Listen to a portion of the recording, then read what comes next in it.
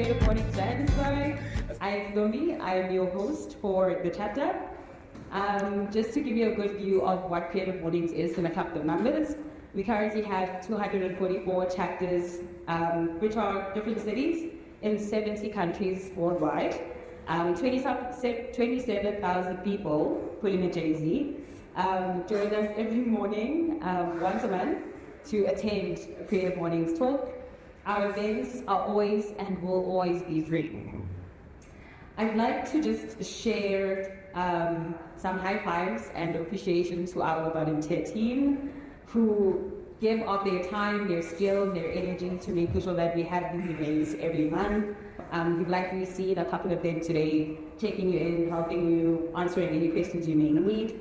And yeah, they really help us make sure that Creative Mornings Johannesburg is a thriving chapter within the Creative Mornings universe.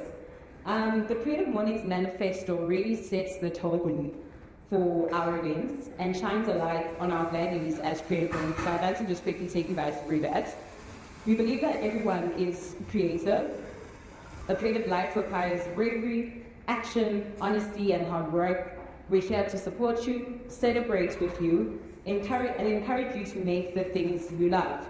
We believe in the power of community. We believe in giving a damn. We believe in face-to-face connections, in learning from others, in hugs and high fives and cuddles, friends. Everyone is absolutely welcome at Creative Mornings. We'd like to also thank our partners who support us in generosity and time. Adobe recently came on as a global sponsor, and they're really on a mission to help people everywhere imagine, create, and bring any digital experience to life.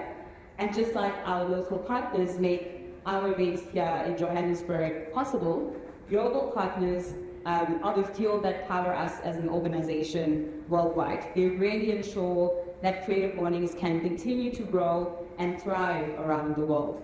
This partnership is a clear reflection of all of you and the love and passion you bring to this Creative Mornings community. So with my team, I want to thank you all for being here and for making the Joburg chapter what it is. I don't know if any of you have used Adobe Express, but would like to just introduce that to you today. There are a quick and easy create anything type of app. With Adobe Express, you can make stunning social posts, images, videos, flyers, and so much more, all in one app.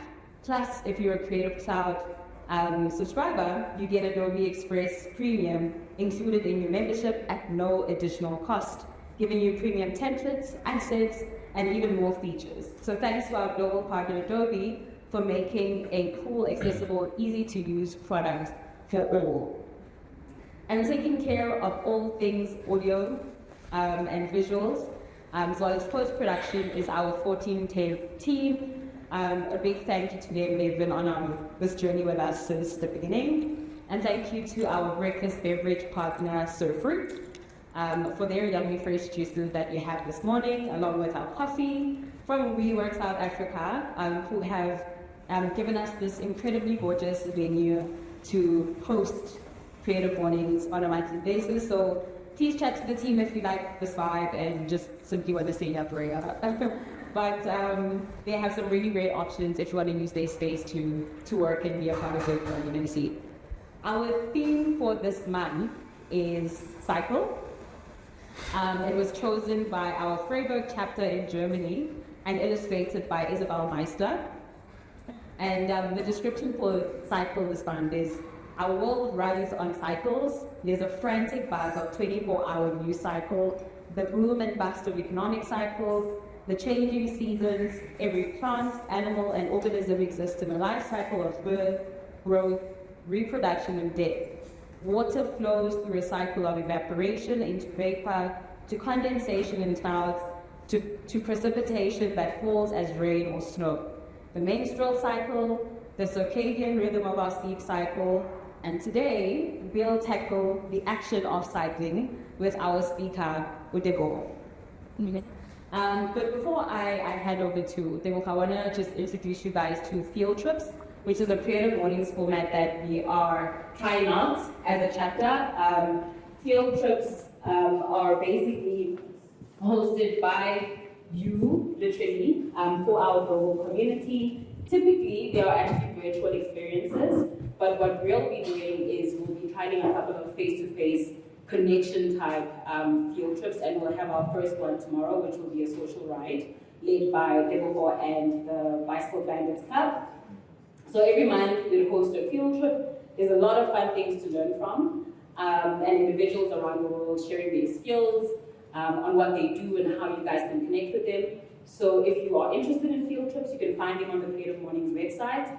There are lots and lots of them posted every month that you can join virtually. But again, there are a couple that will likely host that will be face-to-face or physical. And if you'd like to host one, please do let me know. I'm absolutely open to your ideas.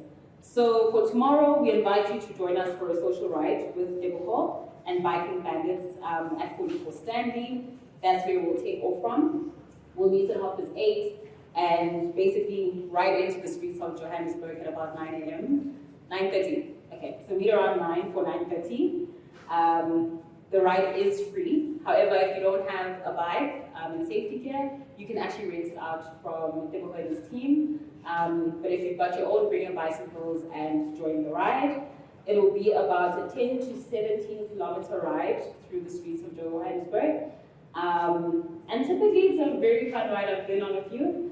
And it's a very nice and safe way to literally explore Johannesburg with a group of people, kind of just enjoying the time out in the city.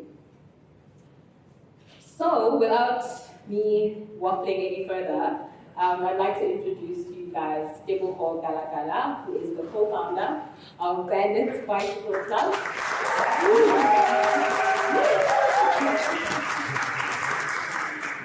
He's the founder of Bandits Bicycle Club and Cycle Boutique, and he's an all-around passionate urban cyclist. He'll be sharing more about his story today, so I won't say too much, and I'll leave that to him to do. Welcome. Let me just double check. Does he need a microphone? Awesome. Good morning, beautiful people. Good morning, everyone. My name, as you can see right there on the screen, I'm Tebogo Galagala. On Instagram and socials, I go as Shakir the Cyclist. I chose the name specifically because I'm passionate about cycling. If it's anything, I'm really passionate about cycling. And if you were to ask me how it started, it's what I'm actually gonna answer on today, and I'm gonna present to you guys today how this journey, how I started from this journey, and where I'm actually aiming to be, and where do I see myself through cycling. So guys, just to give you an insight more about what we do, who we are about, and what we're doing it for, there will be slides right there at the top that will actually just give you an insight of where we started, where we're going, and where do we see ourselves. So right there, as you can see, we started in 2021, and before the name, actually, I myself and Giselani Mashele, which is my business partner, we met in the streets of Soweto.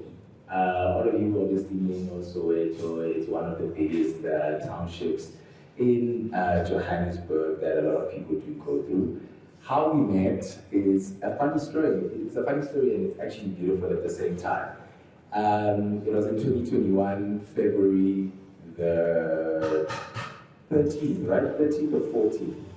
Or 12th. Yeah, 12th. 12th. I was cycling to the Thesis store. You will see it soon on the presentations that it comes up in Orlando. And Giselani was cycling from Johannesburg from one of the rides that were hosted in the city. And as he was riding back home, literally when he stopped by Thesis, he came in to actually ask if one of the guys that he knows still works there. As he walks in, he asks if this guy is still there, and they're like, nah, the route doesn't work here anymore. Then he's like, whose bike is that outside there? And then a voice came out from the skies like, "This mine." Well, I was still a smoker then, my voice was very deep. I was like, "That's my bike." And he was like, "Yo, it's brew." Sorry, man, I'm not trying to steal your vibe or anything. And as he asked that question, he asked a very important question. "Where did you get the tire from?" And I was like, "I got it from Cape Town, Root Cycles." He's like, "Well, we have the same tire." And I'm like, "What? Crazy. When were you in Cape Town?" 2019. "When were you in Cape Town?" 2019. "How did we not cross paths? How did this not actually happen that time?" And then he asked me that, "Man, where do you stay?" And you know, some of the things are really distant at that time when you meet, only to find out that we stay a kilometer away from each other. And right at that moment, he was like, "Can we cycle home back together?" I'm like, "Yeah, sure, I'm just getting my t-shirt, let's ride back home." And as we were riding, he stays in Mabeta, I stay in Labo. We got to my house, and I'm like, "No, bro, let me actually ride with you home." The corner of Oma Road in Mabeta and Labo, some people know it as Mkababa. There was myself and Selani's first boardroom. It was a corner of the street. There was our first boardroom. Little did we know that we shared the same vision, the same idea. And he was like to me, "Bro, if it's anything, I would like to see a lot of people riding in the city. I would like to see a lot of people riding in Soweto. What do you think about that?" And I was like, "Yo, similar to Cape Town, right? The night rides." He's like, "Yeah, let's do the night rides." But then safety was one of our concerns.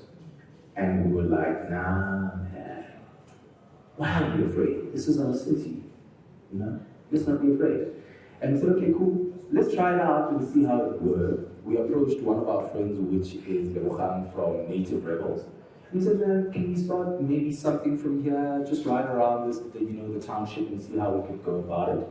And he said, "Yeah, guys, here's an opportunity to start from my restaurant." It was the three of us at that time at first, then his bike broke down along the way. And at that time, I just want to say, at that time we could have stopped and went back home with an Uber, all three of us. And me and Didi at that time decided to say, this is an opportunity to actually see if we are really about this. Let's finish the course. And we rode the whole 21 kilometers in Soweto and finished it together. And we then said, that's something right there. Remember, it was only the three of us. The next week we were like, yo, let's put out a poster to see who would actually rock up, you know? We put out a poster. Surprisingly, 48 people rocked up at night to ride with us. And that was the birth of Tebogo.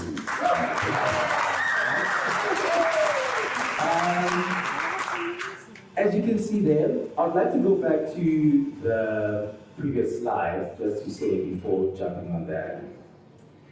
That beautiful logo right there, Biking Bandits. I still have it here underneath my arm, like, yeah. Biking Bandits, how we came about it.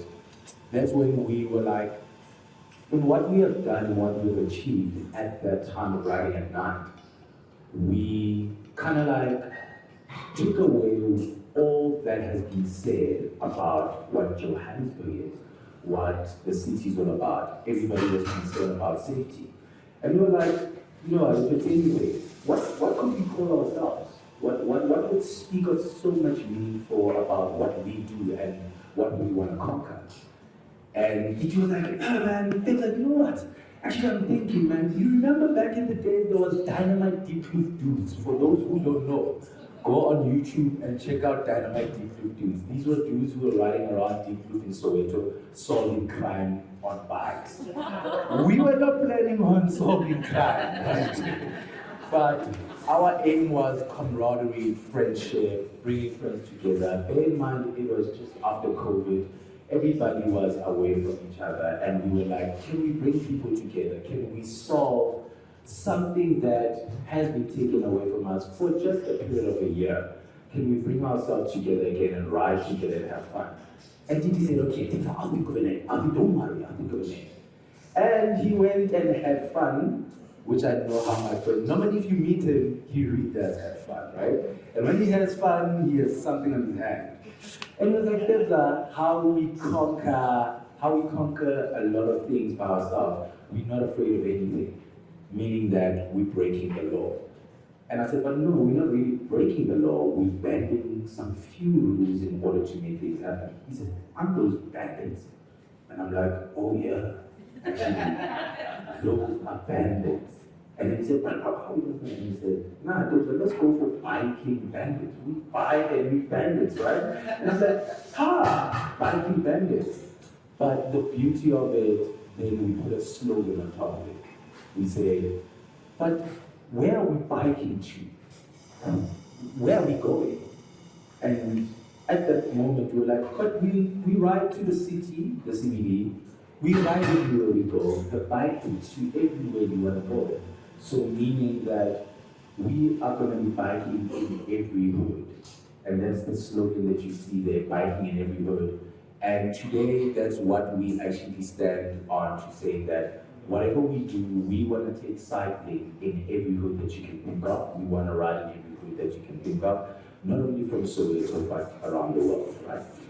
So those two young men there, surprisingly, they rocked up at some point before a night ride. And the beauty of it, some things happened and they were there admiring, that's my bike, the red bike is my bike. The other cool bike was Titi's bike. And the kids were like, oh, bikes, and we saw ourselves right there. That image, the reason why I brought it up there, is it speaks of why we actually invite people on a ride-to-ride basis. Whenever you get on a bike, you kind of like tend to forget what's happening around the world. And the only nostalgia moment you will have when you're on a bike is when you were 12, when you were a 12-year-old, when you were a kid. And those kids coming up to the bikes and riding on the bikes, we saw ourselves at that moment. At that moment, we saw ourselves, and I was like, yo, can you capture that quickly? And he took a picture, and that's a picture that we always reference to say, remember, in whatever we do, the challenges that we face, the 12-year-old kid is always happy, and if a kid who's happy, what about an adult who grows even much more happier? So that image right there speaks a lot to us, and we kept that image on our favorites, and we always reference to it whenever I go through tough times. We say, wait, is the 12-year-old happy right now? Nah, he does not get on a bike and ride a bike and feel like a 12-year-old again. And that's Biking Bandits and how it all came about. Now, the next slide. Okay, so now, that's the Bandits Bicycle Club. As you can see right there, the Homies Night Ride happening and us embarking on the journey to actually show people what we do, what we're about, and obviously riding in the city and riding in the hoods and stuff like that. But the name Bandits Bicycle Club, how it also came about, from Biking Bandits, I would say. Bandits Bicycle Club was not going to be a shop. It was actually meant to be a cycling club, just a club, you know. We didn't look at it at that point of it being among cyclists who ride with lacrosse and cycling shoes. At some point, I remember in 2022, me and Titi were like, nah, we're not gonna wear tights, never. We literally gonna do commuter bikes. I will tell you now, things do change. Things do change. But Bandits Bicycle Club, for it to be what it is today, we did realize that we are actually entering people's lives and literally breaking them out of the fear that they have. And for us to call it Biking Bandits was just a nuance. It's very small, like it tells you about us, but it doesn't tell you about the people we're doing it with. So we never wanted to call ourselves Bandits Bicycle Shop or anything of that. We wanted to bring everybody who does it with us to be a part of us. And that's why we chose the name Club. Some people read it vice versa. They read Bicycle Bandits Club, but normally you read it from the top and you try on the format by saying Bandits Bicycle Club. And with that being so, everybody who has joined and everybody who's reading with us they have felt to be part of the club, and that's what stands out big for us. And us riding in the city, obviously, as I said, we are trying to capture everyone to feel that nostalgia moment that could transform your life in just a split of a second as moment as you start paddling, right? So that's Bandits Bicycle Club, and in everything we try to capture it on every weekend or every ride that we have, so that there is a memory that people can actually look into and say, I'm doing this for a purpose for myself, not only for myself, but also for the people around me. Yeah, to the next slide, please. Now, girls on bikes. Yo! Girls on bikes, to start off what you say, Girls on Bikes is an initiative that we started amongst ourselves to create a safe space for women to cycle in the city. How that came about, we were, at some point, me and Didi sitting, and we engaged also, we actually brought in Karabo, which is Didi's sister, to actually find out a little bit more what she looks at cycling as in South Africa. And it was very sad to hear from her mentioning that if it's anything, cycling in South Africa, I won't say literally, but I'll say in South Africa, it's still a male-dominated sport. Everybody sees it as a male-dominated sport, right? But we're then saying, look, how can we incorporate women and how can we incorporate girls and a young girl to literally grow up riding the bike in the city of Johannesburg and around South Africa with so much confidence? We said, look, the only way we could do that is taking the vulnerability of who women are and putting it on the road with by force, obviously, as we are bandits.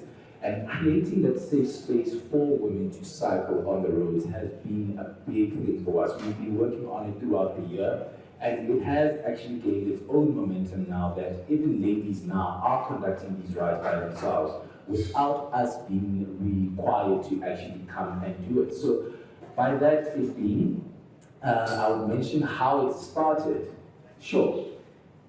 It started when Titi's daughter wanted to ride bikes with us, me and Titi. And we were so fast. And she would cry like, no, you guys are leaving me behind. Karabo said, look, I want to learn how to ride a bike. Karabo learned how to ride a bike. But she couldn't even catch up with us when we were riding, and she would complain. And now, guys, I want you to understand. There's me, Tebza, and there's siblings. Now, watching siblings argue through a bike ride is really not nice. It's really not nice. And we then decided to say, look, if it's anything, we need to start something that would actually be for Karabo and be for Hakani to ride on the road. Little did we know, we were not only doing it for them. The moment we started Girls on Bikes, a lot of girls came through to us and said, look, I love what you're doing, I want to partake, I want to join. And then we pulled out all of the forces that we had. I remember me and Tito, we had to even close the shop on Girls on Bikes. How much passionate we were about it. We would close the shop, we would say, look, we don't care about the trading hours, how they go about, the sales that we will lose, as long as it matters that we see women on the road riding comfortably and without any hesitations or bothered by anyone. It's so beautiful now to be part of Girls on Bikes and seeing taxi drivers honking at the ladies without catcalling, but by saying, ladies, you're doing so great. And even supporting the ladies honking, seeing them that they're doing so wonderful and great on the bikes. That has been one of our biggest accomplishments, I would say, when it comes to Girls on Bikes. Seeing ladies riding freely in the streets of Joburg. Currently, right now, it's so sad when you see women carrying pepper sprays, walking on the pathways and walking everywhere, because it's really starting to get unsafe. But we wanted to create a space where women could come together as friends, as camaraderie, and see themselves as a unity to say that we are fighting against the violence that's happening amongst women, and us being on bikes, this is as free as we could be, and be recognized of what we do amongst the statements of what cycling is. So that is Girls on Bikes. Okay. The baby called Cycle Boutique. I know a lot of people have asked me this question. Why Cycle Boutique? And I said, guys, Can I be honest with you? I wish I had this chair in the shop to actually explain it. I would sit like this and say, me and Titi, when it comes to bikes, it's been 3 years now, approaching the fourth. I know everyone, when they think of cycling, and I want to touch base on this point before I actually say what is cycle boutique. Everybody, when they think of cycling or buying a bike, it's so sad when you go to these shops and they literally talk all the specifications from you. So you see, the derailleurs can change gears, and you can need this and need that. I become one of those people. I'm but it's like how you would explain to a person who just wants to get on a bike and just ride. And we speak all these specs and how tight and shoes you should get and blah, blah, blah, blah. Then me and Titi said, look, we need to make cycling to be understood so easily amongst the people who want to ride it. Not so easily, but we need to make cycling to be so easy that people, when they walk in, they must just be like, I just want to get a bike, ride a bike, and I'm good, and enjoy riding. That's it. And that's what people want to do. You really find out that people just want to get on a bike and enjoy themselves. They don't care about the specifications or what they're wearing and stuff. Then we said, we're not going to call it Bandit's Bicycle Shop, Bandit's Bicycle. Let's go for a very unique name. And we said Cycle Boutique. What is a boutique? It's a salon of bikes. And in looking at it all, it's us making bikes look beautiful, making bikes look cute, making bikes look so simple, the simplicity of bikes. And if it's anything, it's for you to come in and not even looking at all the technicality specs that have been spoken about bicycles and so forth. You must just get the simplest bikes that you can tell us, guys, I just want my bike to be pink, yellow, blue, orange. And we're like, yeah, we can do that for you. I just want roses on mine. We will do that for you. That's why I'm saying cycling is starting to become more of like a competitive thing, even when somebody as easy as today deciding to ride a bike. The only thing that we mentioned, do not Tour de France. Ride Tour de France. No. We're trying to say to people, come easy. Get on a bike just like how you would actually get to Cape Town, hire a bike, ride on the beach. Do that in Joburg. It's so easy, we don't want to complicate it. And there's so much that has been said about riding in Joburg, but this is also part of the social rides that we host. We host these social rides to actually create an easy environment of riding in Johannesburg. A lot has been said about it. I commute on a daily basis, right? And I can tell you right now, it becomes more and more easier when I cycle on the route that I cycle. There's now even taxi drivers who are actually knowing me.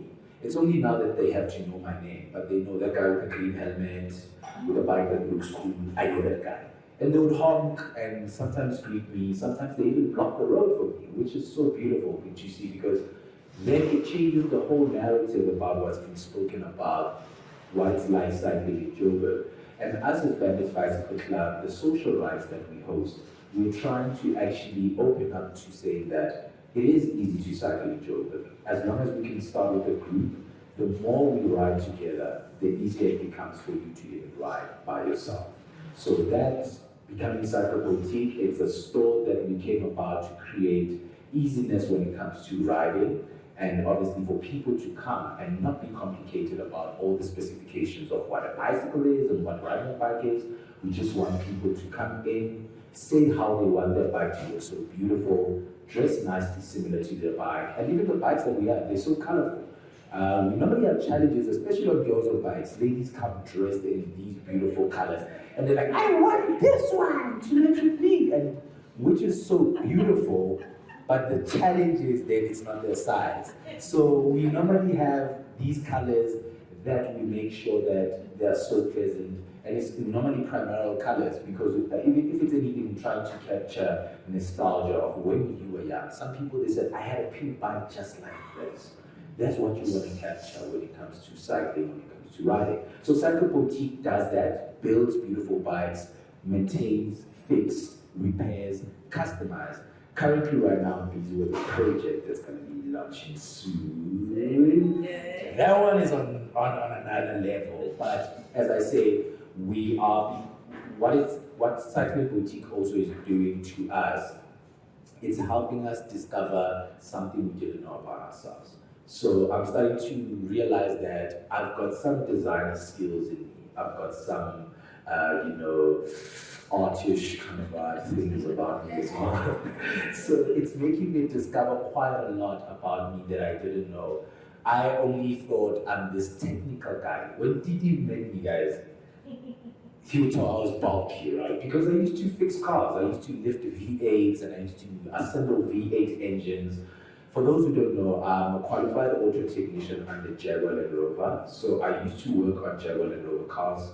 I'm a born-bred baby from Land Rover. And also I'm a qualified SRT specialist when I moved to Jeep. So I used to specialize only with SRTs. So working on a V8 for me was like now a piece of cake. I used to assemble these cars that people are so finessed about when they see on the road, like, oh, it's VR.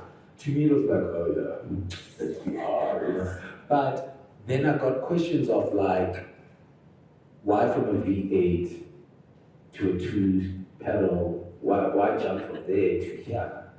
And to actually answer that, I haven't even got an answer for that by now. Like I'm still trying to understand what it is, but then day by day, the only way I could actually answer myself to that is that sometimes when you are gifted, not only in terms of what you do, but what you do for others, something will attract you, something will pull you through. I then realized that I get along so well with people. I help a lot of people very easy.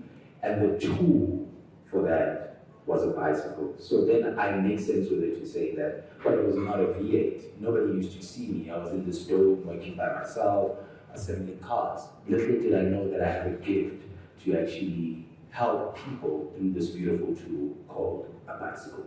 So Cycle Boutique does that for me. It's my engine garage that I fix my parts. Now, there's DT there. I think you guys can see DT there. There's DT. And there he is now. There he is right there as well, right? As we then, this year, if you would go on my archive on Instagram, you would see last year when we used to have a shop at Brandfontein, there was a point when we were closing off the year around this time, when I said to people, wait to see what's coming next, as we will be actually cycling on road bikes. Remember in the beginning when I said things do change? I used to be that guy who spoke so ill about lycras and these shoes and whatever. Look at me there. I'm wearing exactly those things that I was actually speaking ill about at that time. But it's beautiful how, and that's why I actually raised my hand to say I was that guy. Because it's beautiful how a bicycle can change you. Little you know how much you develop and how much of a better person you become. Some of the things we say them not knowing because we're not that much into them or educated about them. But the more you are into the thing and you meet like-minded people who kind of like educate you about the thing and what it does, then it makes sense.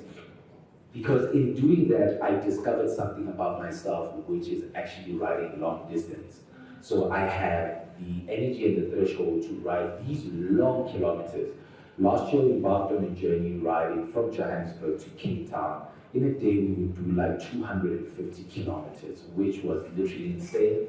This is like 17 hours of riding where you're just sitting on the seat. When they tell you that you need to do saddle time, they're speaking about that. You would sit like 17 hours on a saddle on a bike, riding those 250 kilometers in heated. We were riding on the canoe, guys. We came across 5 cobras. So you can think about it, right? You are sitting on this seat and you see a cobra, you go like, ah. But that made me discover something about myself, and which is Ride for Change.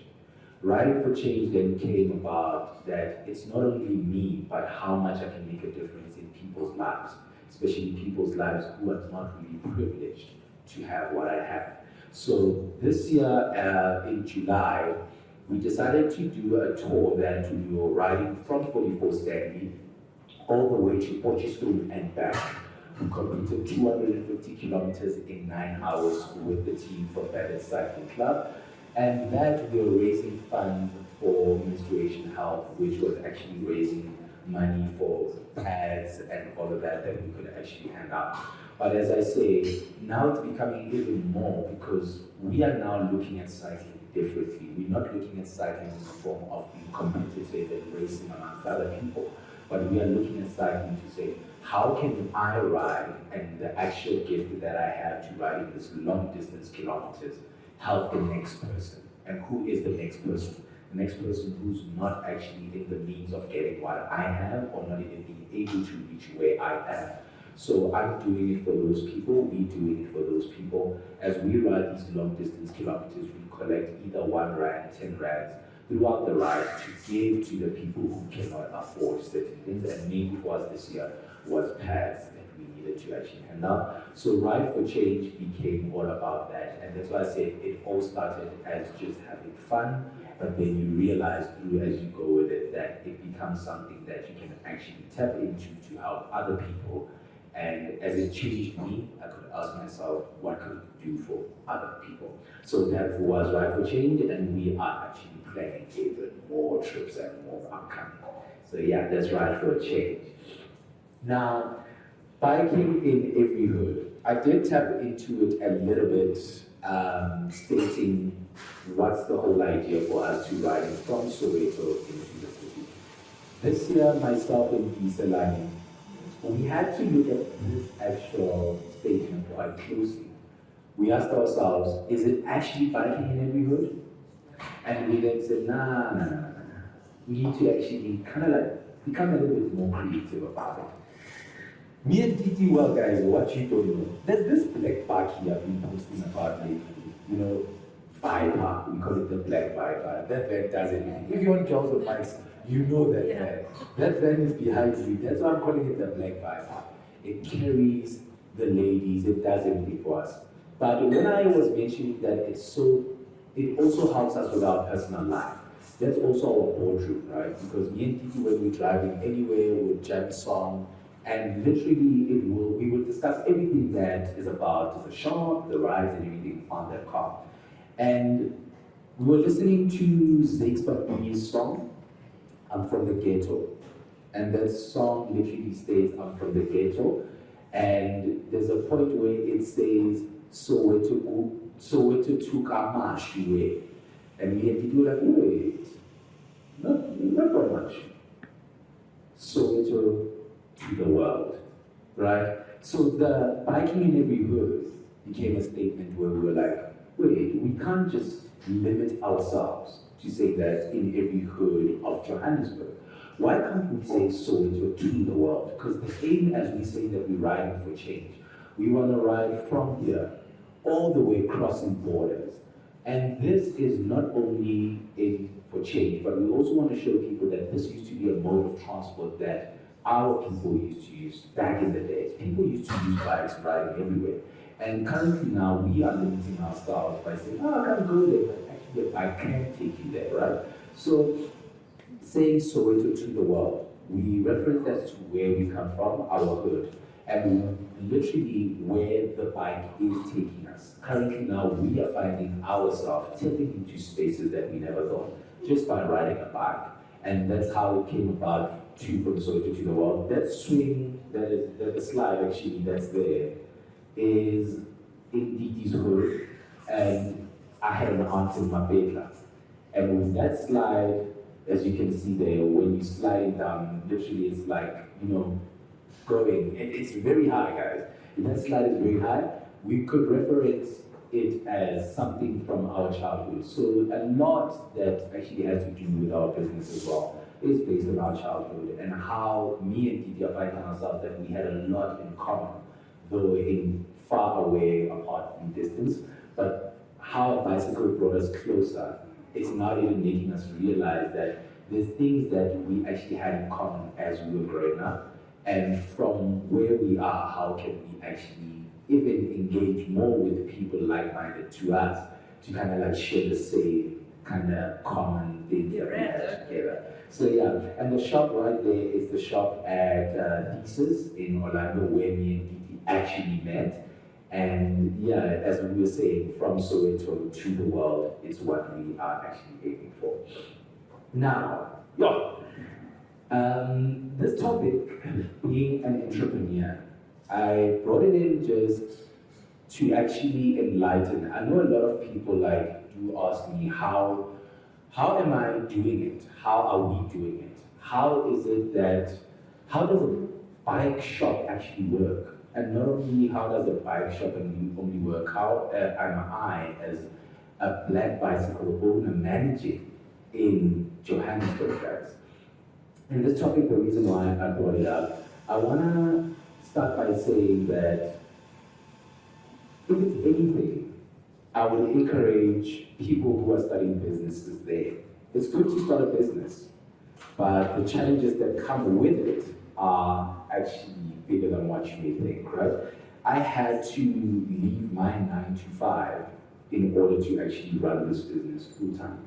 And that was a hard decision to make because me and Didi had to decide who's actually going to fall out in order to actually run the business. Because there was a point where it needed either one of us to actually get off what we're doing to focus on it 100%. And this is where now a lot of people who are starting businesses kind of fall back. And when I say fall back is when now someone has to jump off and take that sacrifice and neither of them lifts their hand to say, I will. And that's why I'm saying becoming an entrepreneur is one of the toughest things, especially in an industry of bicycles. It's kind of also hard to move bicycles in the city. But how me and Didi actually managed it is what you call bootstrapping. For the people who do not know what bootstrapping is when you choose to self-fund your own business. And self-funding your own business, guys, I literally call this a Game of Thrones. But why I say Game of Thrones, you must just be very careful that even though you call it Game of Thrones, you are not on the throne. You are the boss right there. You are the one literally fighting with the spear instead of commanding. Because the moment you are down there, if you are doing anything, you are the one who's going to actually die. You are the one who actually needs to fire. And nobody's giving you the instructions, but your instructions are just there on the road. So whatever you're working on is for you to get up there. But why I say Game of Thrones, people amongst you looking at you, it may seem as if he's there. Oh, he's doing great. Don't worry. He's actually managing. But in actual fact, you are not on the throne. You are down there and you are striving, right? And me and Didi have self-funded ourselves for quite a while. This literally takes you to take out personal loans to actually to fund the business and get the business to where it is. So the reason why, as I said, I brought up this part of being an entrepreneur, these are kind of the sacrifices that you need to make, and also understanding what a business may take. A lot of people I know when they start a business, they're like, I've got 27,000 in my account and I want to start a business. I just want to say that always look at it as whenever you are starting to self-fund your own business, it's not going to be as to your perspective how you look at it that the next person is going to walk in. It's always going to be seen as if you are doing so well and managing. But however, what me and Didi did realize that we need to do, because also, I just want to put out there, the moment you start doing something by yourself, it's like how you lose that fear of literally doing anything. Now you become like, no, you know what, I'm not afraid of this, I'm not afraid of tapping into this. But what you're not realizing is that you are taking away the part of being assisted by other people, because you look like this fearless person who can actually conquer anything they want. And by the time when people even walk to you and say, hey, do you need any assistance? You kind of like have that thing that I can do it by myself, I've been doing it by myself, which kind of sometimes becomes a danger. And that's why I want to put it out there as a statement to say, when you start your own business, the one thing that you need to do is learn how to accept help from other people. That's the very important part. We have bootstrapped, yes, we have been managing and stuff like that, but we then learn to say, wait, we need to actually take 2 steps back. Why can't we say, hey, could you please help me out with this? Actually, I want to do this, I want to do that. So, of us being entrepreneurs is through the sacrifices that we took, and I just want to enlighten that to people that if you do have a business partner, you must be ready that one of you will have to jump off wherever they are to jump into the actual business to run it 100% fully. And also, whenever you are thinking about bootstrapping, just always have in mind that be ready to ask for assistance from people. Never always think that you can do it by yourself. It does get challenging, but always seek out for help. So yeah, that's on my end on the entrepreneurial. And as I said, guys, from Soweto to the world, I think all of us as we are sitting here, and I get a lot of people coming to the shop as well, coming to us and say, hey, have you cycled, and today I got that actual question, have you cycled abroad before, you know? And we haven't actually cycled abroad before, but what we actually, thank you to social media, what we have done, we have actually brought the experience of cycling abroad into actually Johannesburg.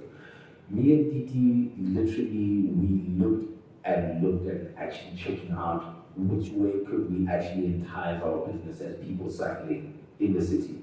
We didn't want to do it in the sense of like competitiveness where you are on a bike and road bike, but the whole social riding part is for us to get to a point where people are able to commute in the city, because the more you go abroad, then you start to realize that people are actually commuting.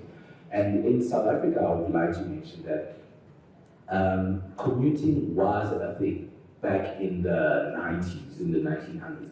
Today, I actually posted out a post that speaks about that on Instagram to say that cycling in Johannesburg was a thing back in the days. And when we say Soweto to the world, we're trying to bring the world a little bit more back into South Africa, back into Joburg, to say that we are not far apart from that. We literally are as close as everybody else is. And with that being so, me and my Didi, we were actually discussing the other time. When I told him about me wanting to embark to cycle from Soweto to Kenya, right? Didi was like, Dave, Kenya is close, bro. We need to go out there. And we, if it's anything, we then promised ourselves, and that's why I say I want to end it with Soweto to the world. We promised ourselves that the moment we get a chance and time, we're going to bikepack from Soweto all the way to the world, crossing borders. And it's literally just to show not only ourselves, but amongst those who actually look up to us, because we're not doing this for us, but for the next future, that it is possible actually to cross borders, and there's never a limitation. Anything that you do, but as long as you commit yourself and you have the determination, you can reach out to the world in any way. So, boys from Soweto to the world is what we call ourselves. We used to be biking every good. That's an understatement right now. Soweto to the world is what we are reaching for, and not only for ourselves, as I said, but to change people's lives and also, to encourage others to do more of what we do. So yeah, from my end, I think that is the last slide. Is there another one? Oh, there's those comments and questions.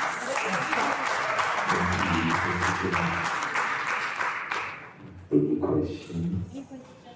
Oh, there's a question.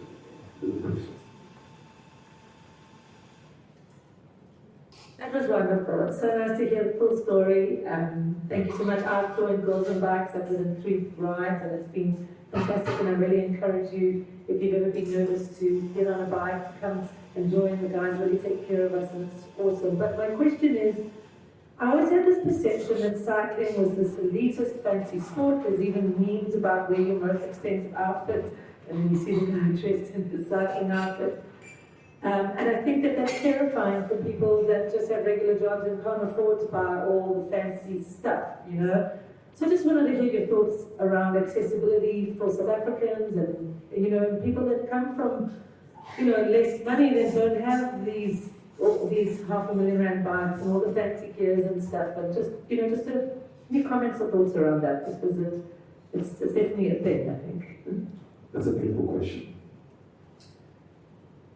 So there's what we call upcycling of bicycles. Me and Titi at some point came to say that we want to make cycling affordable and accessible in the city, right? That's one of our key statements as well that we have. So what we do, we get these used bikes, like currently now I've got a 1998 Tebogo that I had to upcycle. But the idea is to get all these used bicycles. So currently now as we're speaking, we have like imported 30 bikes, yeah? Is it 30? 30 bikes. We have 30 bikes that are sitting in storage as we are currently speaking that we brought in. These are used bikes. So you get them at a certain affordable price where we are going to upcycle these bicycles and sell them for more reasonable price, right? But as I would mention, it also comes with the cost from our end. The reason why they've been sitting there is because we are accumulating this money to actually refurbish these bicycles and get them to sell to the next person. Because at the end of the day, you don't want to sell a bike that the person is going to spend even more to kind of like repair the bike, but you want to get the bike in a good working condition. That the only thing they want to do is service the bike and maintain it with just whatever that you have done from it. So yes, there is a way of upcycling bicycles, and that we actually are on a rollout from 2025. And part of it is also in us increasing our fleet of rental bicycles, because we did also realize that renting out a bicycle is also much more affordable than actually purchasing a bike. At this moment, we've been going for 3 years, literally renting out a bike for 200 rands, you know. So you come to the shop, you rent out a bike for 200 rand, you use it, bike and helmet, yes, and you use the bike and you return it after use, right? However, then as we come about to say, okay, is it more advisable to increase the fleet or to actually upcycle these bicycles and sell them more for a reasonable price? So yes, there is a way for it, and bikes are affordable in a way of being upcycled. And we do know in most times when people literally go online and look at a bike, it's anything about from 6,000 rands going up, which a lot of people kind of like have challenges with that. But on our end, being that we partnered with Root Cycles, we came up with an idea of actually doing a payment plan for people to afford bikes. So if it's a 6,000 rands bike, you can actually cut away the 2,000 rands or the 1.5 that you have coming at the shop. We have like a wallet that we actually created ourselves where we store that money in for you. On the 3rd month or 4th month, that sometimes we do give grace because things do happen that people end up having using the money. So we would actually give grace of say like 4 months, and then people literally would get a brand new bike from the amount of cost that we actually have saved in the wallet that they've been paying on a monthly basis. So that's another way. So we're trying to come up with ways in which people can be able to afford bikes. Yes, some of the bikes are very expensive to afford, but we also kind of like educate people why these bikes are really expensive, because they are meant for certain terrain, certain use, certain parts and components have been used on these bikes. That's why they get to skyrocket in price. But we use more of like generic components that are being able to be accessible and found around Johannesburg. And for the person purchasing the bike, we should be able to actually maintain it also at a lower cost. So that's what we're working on. Thank you. Is there another question? Yeah, I have 2 things, and one is just building up on that. We used to have an industry in this country where we made bikes locally, we used to have local brands. Have you considered what it would take, because you come from the automotive background, to resuscitate that? Is it something that you've thought about? Is it something that you can look into? There's money IEC wants to create local industrialists. It's an industry. My second thing is, have you considered the purpose of bikes? My mom and her friends wanted her to ride bikes. True story, this knows my mom. It's a true thing. I'd love to start on the goals on bikes, right? The funniest thing is, I wouldn't say a gogo, because when you're a dream, they say Koko Tandai. Koko Tandai means that the one who chooses to age will age, like Koko Tandai. The moment she starts riding a bike, she'll never call herself a Koko again. She'll be like, I'm girls on bikes, right? So, there's what we call a learn to cycle program. A learn to cycle program. So everything now, it's been staged at Bangladesh Bicycle Club. A learn to cycle program, it starts from a point where, as a person, if you don't even know how to ride a bike, you start from learn to cycle program, you learn how to ride a bike. Then you transition to girls on bikes. Why girls on bikes? It's because it's much more of an easier pace, much more feminine. It's light on kilometers of riding. So anybody who actually passes their classes of 4 or 5 classes of riding now can come to girls on bikes because it's much easier pace. And even the turn-ins, there's a buggy that follows them, a marshal car, to actually put them at the back after that 6 kilometers if they say they're fine. Then from that, a person can progress if they start to see that they are now becoming more advanced in cycling. They can come to the homies night rides. The homies night rides, they now break you from literally saying that I'm afraid riding at night, in the day or whatever. Riding in the night gives you a different perspective of how you see Joburg, because your vision is much more less, you don't see everything on the road, so you become more cautious. That means that you have now advanced in your riding, you can ride at night. Then this Bandit Cycling Club. Bandit Cycling Club, it's now when you feel that you are competent to actually do your 94.7s, your races, and everything that actually happens. This is now where you can say, I now call myself as a professional, I wouldn't say professional cyclist, but you call yourself a cyclist that you have advanced from Learn to Cycle program to Girls on Bikes to Homies Night Ride and the Bandit Cycling Club. So how we have divided it in this way is actually to give everybody an opportunity that if you are a person who can ride a bike, you can still come. If you're a person who's a very slow rider or less kilometer rider, there's also Girls on Bikes. If you wanna do much more, a little bit faster with the guys and the girls who literally ride, like riding fast at night. And why at night is because the traffic is much more decent. We can occupy one lane throughout the whole ride because there's not much cars. So it's much more easier to optimize yourself in the pace that you wanna ride. And then obviously your Bandit Cycling Club. Why we actually started Bandit Cycling Club? Me and Didi did 94.7 together. And we were like, nah, man, we can't only the two of us be doing this. What about the people who want to do it with us? But we realized that amongst the groups that me and Didi wanted to join, there was this joining fees and this money required, and then there's also like, how fast are you? Like you get there, they ask you how fast are you? We were like, this is maybe not for us. But when we started ours, we said, if it's anything, it's about friendship. Guys, I do 94.7, nah? In this year I did 3 hours, 15 minutes, right? And then there's Didi. Didi does 947 in 5 hours. And why 5 hours? I want to put it in this way. I'm not trying to make fun of it. Me and Didi show you that there's 2 different types of cyclists. There's Devza who's very competitive and wants to achieve and literally get to the fastest of the elites. Then there's Didi who says, I'm not riding to win, I'm riding to have fun. I want to have fun. So him doing it like 5 hours, this is where we get people to say, come do your 94.7 for the first time. Oh, but Devza doesn't do that. No, don't follow Devza. Didi is there. Didi will be, and guys, Didi will have cool conversations with you on their bike. Like, you'll be like, how did we get to that?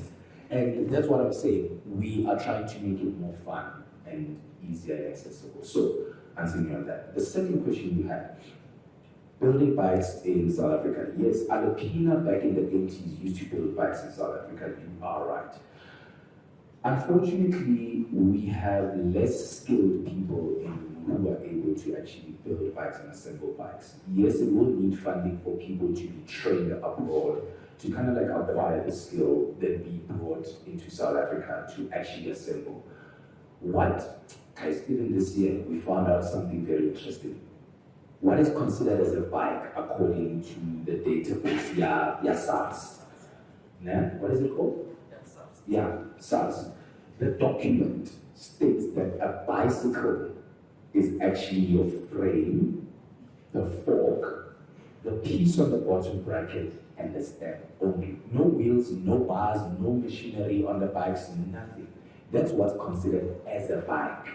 The other rest of the components, it's additional. So when you now transporting a bike, just know that they're going to break it down into pieces. So meaning customs is going to become more. So you're making a very valid point, because if we start building frames in South Africa, that means we are building a bike.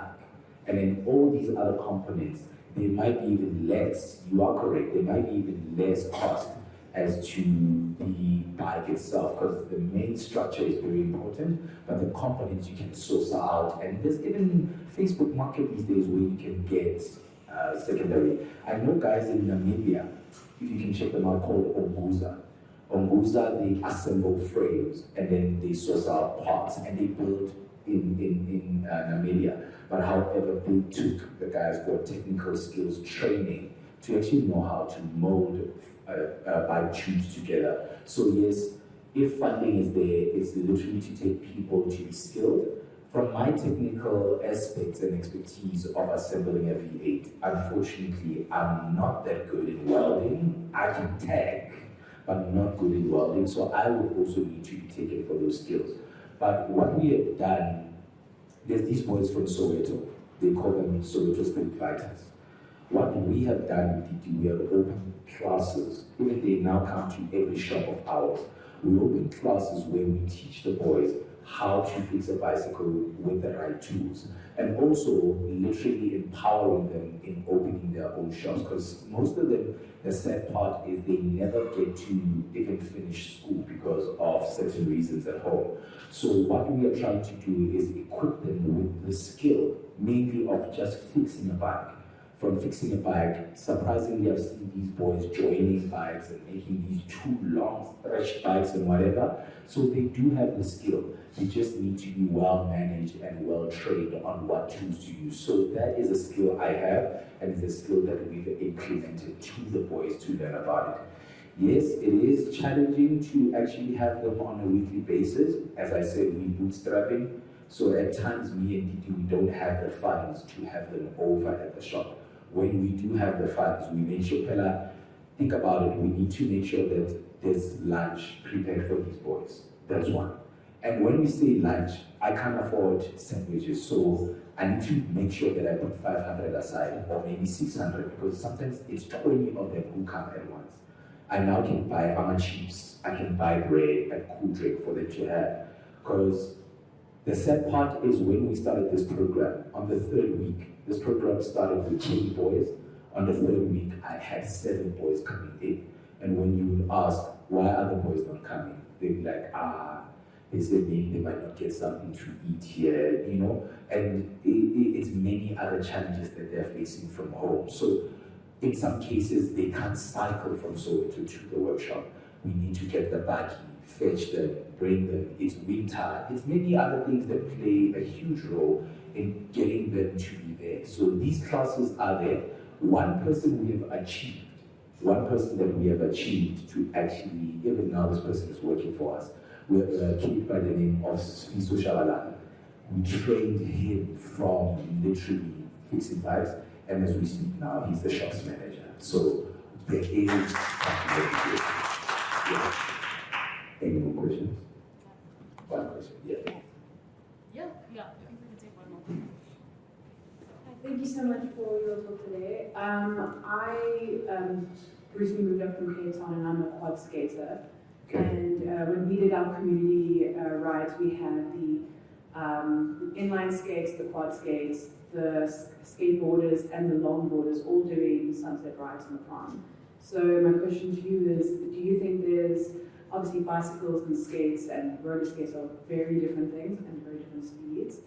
Do you think there's an opportunity to collaborate with skate groups here in Johannesburg, like the Johannesburg Skate Club, for these community rides in some way? In me becoming a bandit, I break the law and I believe everything is possible. One, we have what we call critical mass. And critical mass brings everybody in. And back in the days, how it used to even happen when we hear the history of it, is that there will be people riding bikes, there will be people on their scooters, there will be people on their skateboards. So this brings out every single person who believes they are part of any form of mobility in terms of riding. Me and Didi attended a summit called Smart Mobility Africa 2 months ago. I think it was held at the Galagala estate. And Didi was giving a talk there, and we were speaking about pedestrians, one, speaking about cyclists, two, and also skaters and everybody else who's considered as a form of a pedestrian or lighter mobility in form of moving around Joburg, right? And to actually make it quite interesting for you, like how we have girls on bikes. I've engaged with girls, the girls who skate, they call themselves island girls. Island girls, they skate, right? And we've spoken to them. It's just a matter of the pace that we sometimes move in.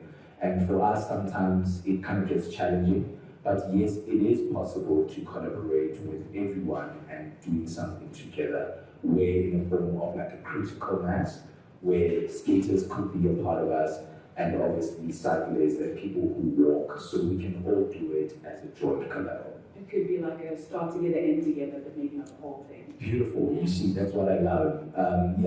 Skaters could go at their own pace, cyclists at their own pace, walkers at their own pace. But the whole idea is critical mass, flooding the streets as to safety for people who walk, cycle, skate. One thing I know about skaters, the terrain in Johannesburg is not that friendly to them. Because there's points where they get uphills, they have to get off their actual skates and walk. I've had chats with Wandi Lemsoni, and we speak long about these, how he used to cycle the whole of Johannesburg, and the way he would get even to some climbs that he got used to. It's like having this big foot and proof. So it is possible. That's one thing I want to say. We can collaborate. And what I would like to do is more of like a critical mass in that sense, where, as you said, skaters can skate, walkers can walk, cyclists can cycle, same takeoff point and same ending point. That would be also beautiful. So yes, it's possible. Yeah.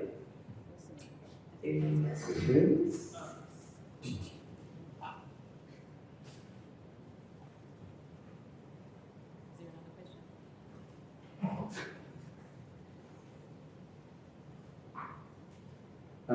Mine is more of I thought or comment, but I just want to say I'm really proud of you.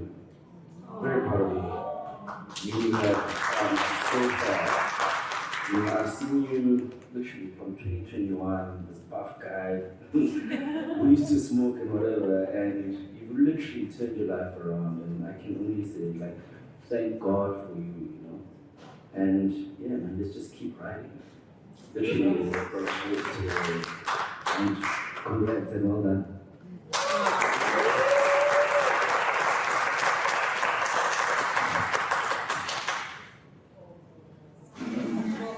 Okay.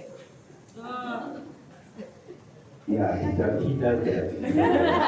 Okay. No. Thank you all. Thank you all for coming. Didn't get it myself. Yeah, it's been a long journey,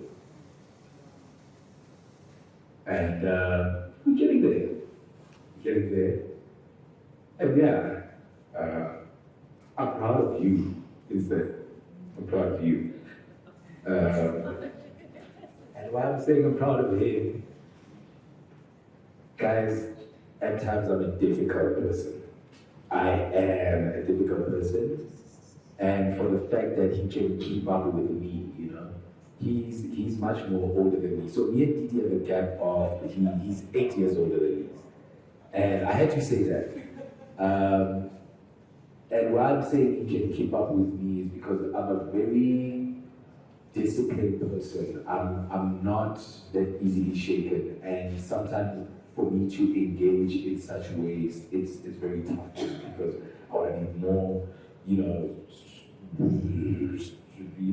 and it's how he actually gets to get the soft side of me out and get me to engage more and actually extract who I really am out there. Because, yeah, growing up, I grew up in such a way that I was always told, be tough, punch the wall, do this, do that. Going to a boarding school, a Highlands North boy, being trained in such a militant mind state, of how to do things. I mean, we used to go to camps and be made to jump off cliffs, such things. It's like making you strong. When I met with Titi, he was soft. I was more like a bit tough. Even on the homies night ride, how to conduct them. It is as if people are on what you call a military parade. Yeah, you gotta do this, you gotta do that. He tells us, let people be, But as I said, he knows how to get the soft side of me out, and I was not expecting that, but as I said, he always gets me right there. But to be honest, I know people are even watching on Instagram, If it's anything, bandits wouldn't be without the community. The community makes us who we are. And as I say so to the world, I'm starting to realize it's not only about me, but the people we do it with. The more they actually come to us, they empower us, and it's like always getting people tapping on your shoulder to say you're doing great. You created a movement. Exactly. And in doing that, this is a statement that I like to use, and I always tell people, especially entrepreneurs who are upcoming and starting, when they come to ask me for advice. And I say, when you embark on this journey, you have a mirror behind you. You always forget to look at yourself, how beautiful you look and how well you're doing. You always have your back against the mirror.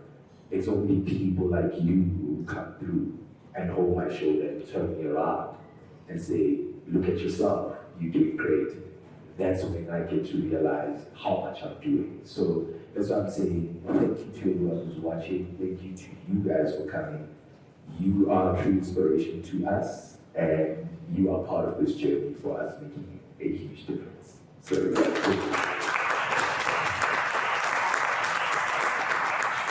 Thank you. I think you're doing more than great.